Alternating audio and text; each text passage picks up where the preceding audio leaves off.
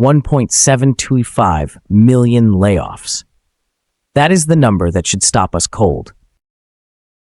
In August 2025, the Bureau of Labor Statistics estimated 1.725 million layoffs and discharges across the United States in a single month. That does not sound like a headline about one company or one city or one industry. It sounds like a national weather system of loss. And even though the monthly layoff rate was only about 1.1%, the headcount was enormous. Millions of people did not just lose work, they lost the paycheck that held their lives together. Because a layoff is never only about employment. It is an income shock, a rent shock, a grocery shock, a childcare shock. In a housing market already punishing families with high costs and thin margins, losing a job can become a deadline. Not someday, soon. That is what makes these numbers so frightening. The BLS term layoffs and discharges is broad. It includes permanent layoffs, temporary layoffs, closures, downsizing, mergers, and firings for cause. The label changes, the pain does not. For families, the details matter less than the immediate reality. The money stops, the bills do not. And that is where the chain reaction begins. A family may have 1 month of savings, maybe 2, maybe none at all. Then the rent is due, the car payment is due, the light bill arrives, the fridge gets emptier. One missed paycheck can quickly turn into a housing crisis because housing is usually the most expensive bill in the house and the least forgiving when income disappears. By February 2026, the labor market was still sending mixed signals. Job openings held around 6.9 million, but hires fell to about 4.85 million, matching the lowest hires rate since April 2020. In other words, people were still looking for work, but the economy was producing fewer new starts. That is the squeeze point. More workers need another chance exactly when the system is offering fewer openings. And even when headlines say layoffs are unchanged, that does not mean the problem is small. It can still mean about 1.7 million involuntary separations in a single month. Unchanged only tells you the churn is persistent. It does not tell you the families are safe.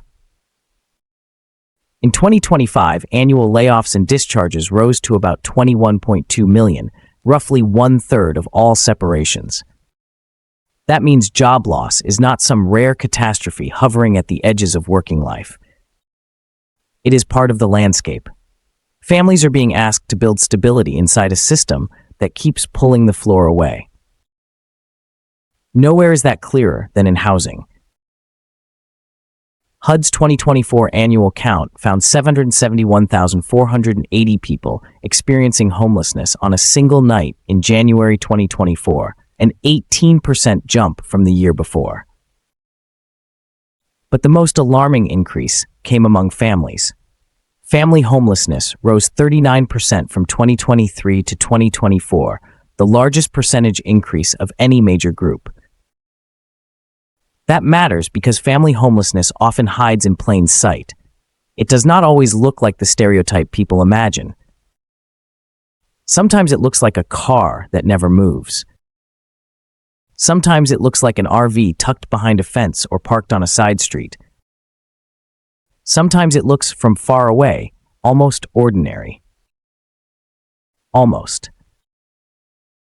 That is where RV living enters the story, not as a lifestyle trend, but as a survival strategy. For families who have lost income and cannot keep up with rent, an RV can feel like the last place left between stability and the street. It offers walls, a roof, and a place to sleep. It can preserve a little privacy. It can keep children together. It can keep adults close to jobs, schools, and doctors. It can look, on paper, like mobility.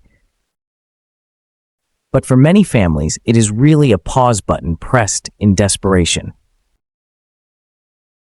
And even that pause is fragile.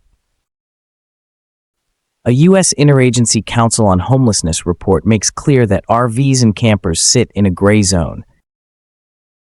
they do not automatically meet the technical definition of vehicular homelessness, even though the people living inside them may still be unsheltered depending on where the vehicle is parked, whether it has utilities, and whether it is safe to use. In other words, the public can look at an RV and see shelter, while the family inside is still one enforcement action, one breakdown, or one towing bill away from disaster. That tension is playing out in communities across the country. In San Francisco, an RV community profiled by KQED was described as mostly families, with roughly 50 children among them. They were not choosing this life because it was easy. They were doing it because every other option had become too expensive, too unstable, or too far away. And even then, they were forced to move repeatedly as enforcement and cleanups reshuffled them from one street to another. Think about what that means for a child. New neighborhood, new parking spot, new school route, new anxiety, new fear that someone might come before dawn and tell you to leave again. This is what housing insecurity does. It does not simply change an address. It changes the rules of daily life. It teaches families that even the places that feel temporary may not be allowed to stay. And the numbers show this invisible crisis is growing. In San Francisco, the number of lived-in vehicles increased from 474 in July 2024 to 612 in June 2025. That shift matters because vehicle living can be harder to see than tents and harder to count than shelters. It can hide in parking lots, industrial streets, and neighborhood edges. From a distance, it can blend into the background. Up close, it is a family trying to hold itself together in a machine that was never meant to be a home. Then there is the cost of moving. People often imagine an RV as a form of mobility, but mobility itself can be expensive. In one affordable RV community facing eviction in Vista, California, residents described it costing roughly $5,000 to $7,000 just to move an RV. For a family that already lost income, that is not a moving expense. That is a barrier. It is a way of trapping people inside the only shelter they can afford, even when it is no longer secure. And if the vehicle gets towed, the loss can become catastrophic. A family can lose its shelter and its transportation in one blow. Without the money to recover the RV or the car from towing and storage, they may lose the thing that was keeping them mobile, employed, and out of deeper crisis. One enforcement action can erase the last asset they have left. That is why some cities have begun building safe parking programs, not as a long-term answer, but as a pressure valve. In San Diego, the Safe Parking Program served more than 1,070 people in fiscal year 2025, including 260 children, while connecting 260 people to housing. Those numbers tell an important story. Safe parking is not a solution to the housing crisis. It is a bridge across it. It is a place where a family can stop moving long enough to breathe, to plan, to work, and maybe to find the next stable step. But bridges are not destinations. And that is the larger national problem behind this story. When layoffs rise into the millions, the damage spreads far beyond labor statistics.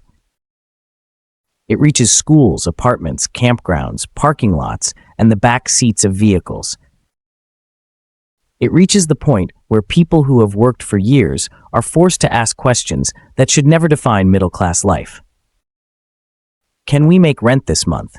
Can we keep the lights on? Can we sleep here tonight? Can we afford to move again? That is the new reality many families are facing.